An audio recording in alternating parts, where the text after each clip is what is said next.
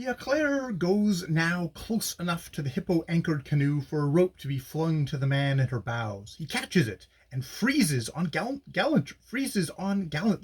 Saved! No! Oh, horror! The whole lower deck hums with fear that after all it will not taste that toothsome hippo chop, for the man who has caught the rope is as nearly as possible jerked flying out of the canoe when the strain of the Eclair, contending with the hippo's inertia, flies it along. But his companion behind him grips him by the legs and is in his turn grabbed, and the crew, holding on to each other with their hands and on to their craft with their feet, save the man holding on to the rope and the whole situation. And, slowly bobbing towards us, comes the hippopotamus, who is shortly hauled on board by the winners in triumph. My esteemed friends, the captain and engineer, who of course have been below during this hauling, now rush onto the upper deck, each coatless and carrying an enormous butcher's knife. They dash into the saloon, where a terrific sharpening of these instruments takes place on the steel belonging to the saloon carving knife, and downstairs again. By looking down the ladder, I see that the pink, pig-like hippo, whose color has been soaked out by the water, lying on the lower deck, and the captain and engineer slitting down the skin, intent on grosholing operations.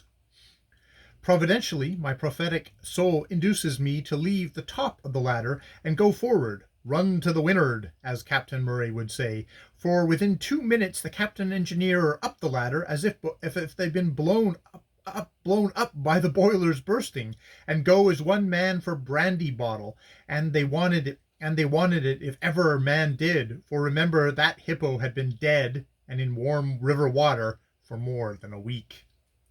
The captain had had enough of it, he said, but the engineer stuck to the job with a courage I profoundly admire, and he saw it through, and then retired to his cabin, sand and canvassed himself first, and then soaked and saturated himself in Florida water. The flesh gladdens the hearts of the crew and the lower deck passengers, and also of the inhabitants of Lmbrn, who got dashes of it on our arrival there. Hippo flesh is not to be despised by black man or white. I have enjoyed it far more than the stringy beef or vapid goat's flesh one gets down here.